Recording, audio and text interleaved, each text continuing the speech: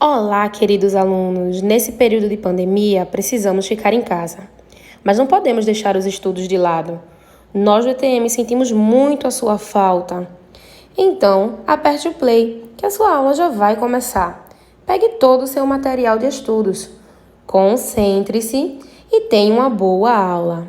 Olá, queridos alunos! Tudo bem com vocês? Espero que sim, espero que estejam todos bem, todos em casa, se cuidando, se protegendo, ok? Assistindo aos vídeos e realizando as atividades. Vamos ao nosso vídeo de hoje, turma do quarto ano, disciplina de português, ok? Mas antes vamos falar com o Papai do Céu. Baixem as cabecinhas. Pai nosso que estais no céu, santificado seja o teu nome. Venha a nós o teu reino, seja feita a tua vontade, assim na terra como no céu. O pão nosso de cada dia nos dai hoje. Perdoa as nossas ofensas, assim como nós perdoamos a quem nos tem ofendido. Não nos deixe cair em tentações, mas livra-nos de todo o mal. Amém! Lembrando sempre que tia Lânia continua com muita saudade de todos, esperando que tudo isso passe, ok? Junto com vocês. Vamos ao nosso vídeo? Vamos lá! Quem quiser abrir o seu livro, página 110, para acompanhar o conteúdo, ok? Hoje nós iremos falar sobre numeral.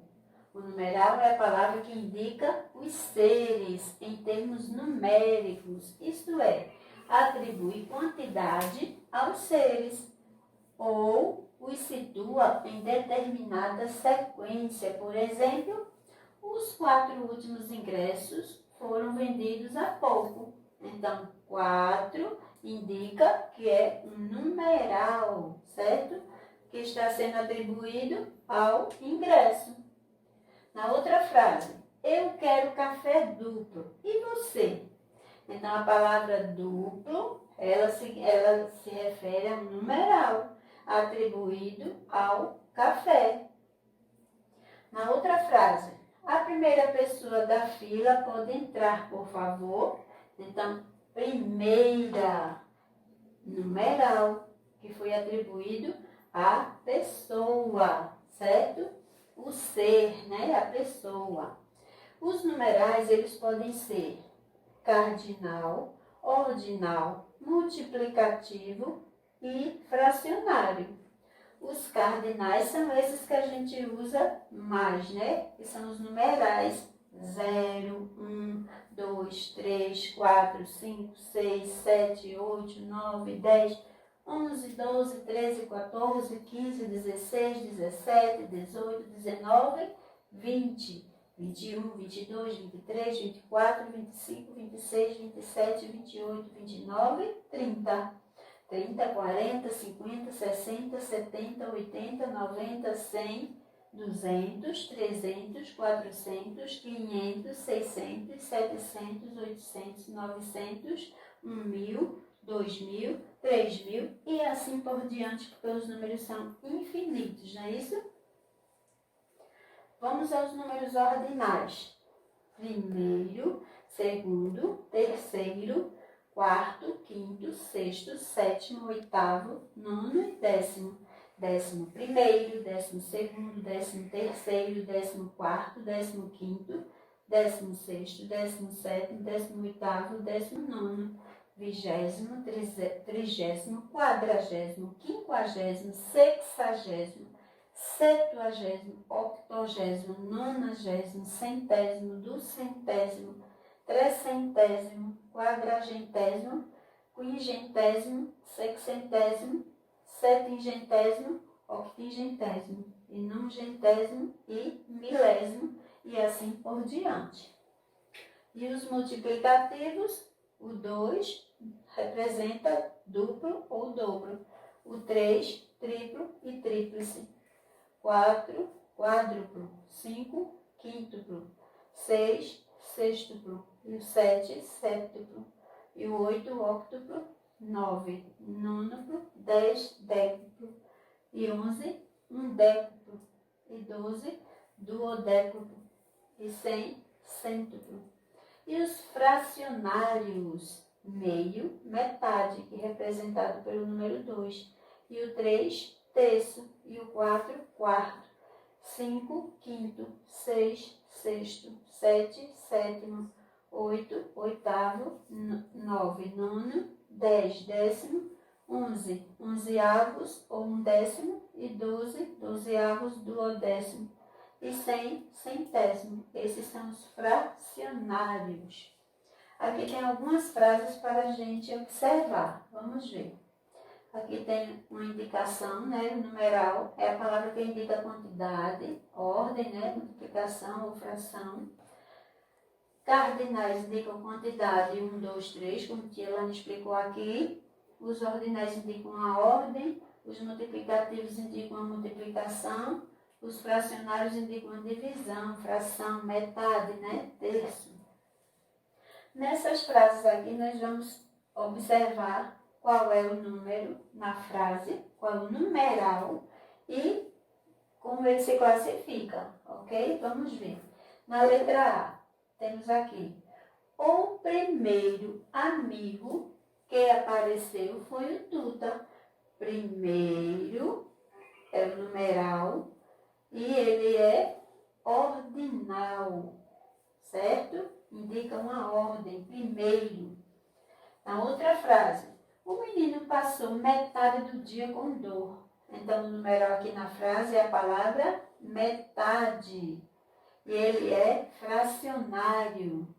Na outra frase: você quer 2 bolas de sorvete? Então, o numeral 2. E ele é cardinal. Letra D. Joca tem o dobro da idade do irmão. Dobro. E ele é multiplicativo. Vamos ler esse pequeno texto aqui.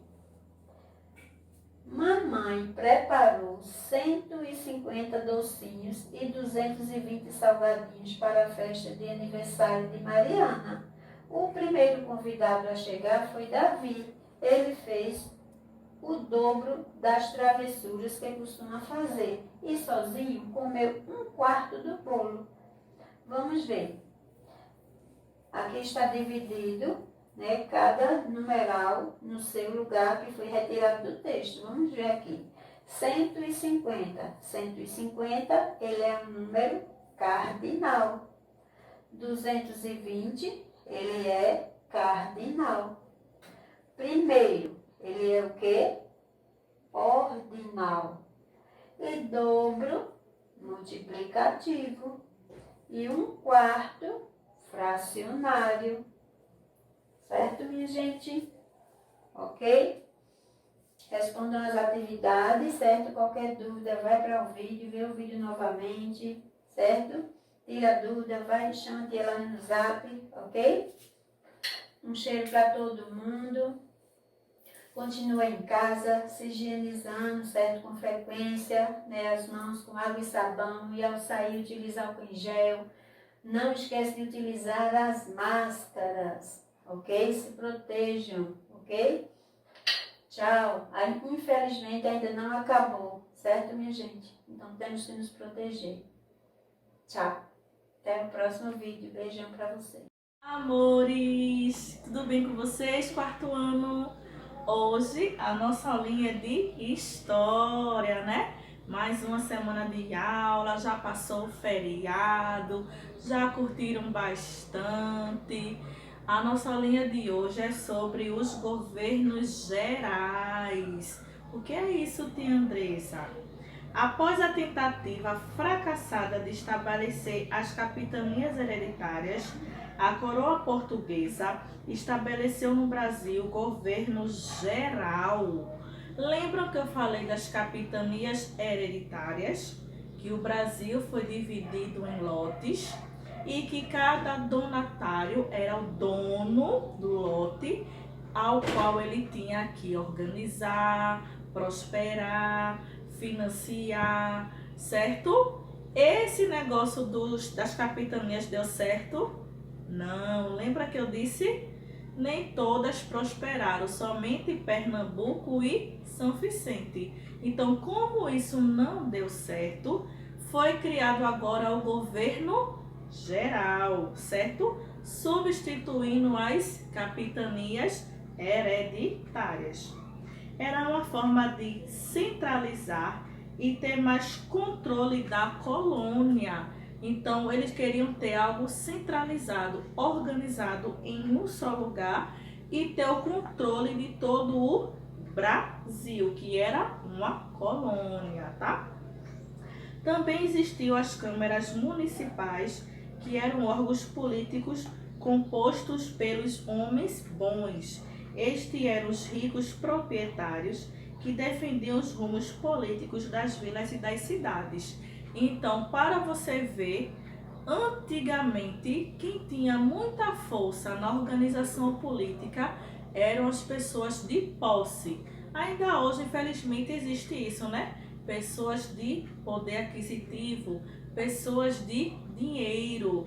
E antigamente, quem eram essas pessoas? Eram os fazendeiros, dono de fazendas, certo? Então, passando aqui, o que era o governo geral? Quais eram as características do governo geral? Tentativa de centralizar a administração. Por quê? Nas capitanias, cada donatário ele tinha função daquele lugar. Ele era dono daquele lugar e ele organizava a administração política daquele lugar. Então, tinha um de Pernambuco, um de São Vicente, um de cada lote. Aqui não, eles queriam administração fixa, centralizada. Fundação da cidade de Salvador, primeira capital da América. Então, eles fundaram a cidade de Salvador, que fica onde? Na Bahia. Cidades e vilas eram administradas pelas câmaras municipais. Só faziam parte das câmaras homens bons. Quem eram esses homens bons? Proprietários de terras, ou seja, os fazendeiros. Eram eles que organizavam toda a questão política na Câmara, certo? Na Câmara, né? Então, aqui foram os 3 governadores gerais. O primeiro dele foi Tomé de Souza, que governou de 1549 a 1553.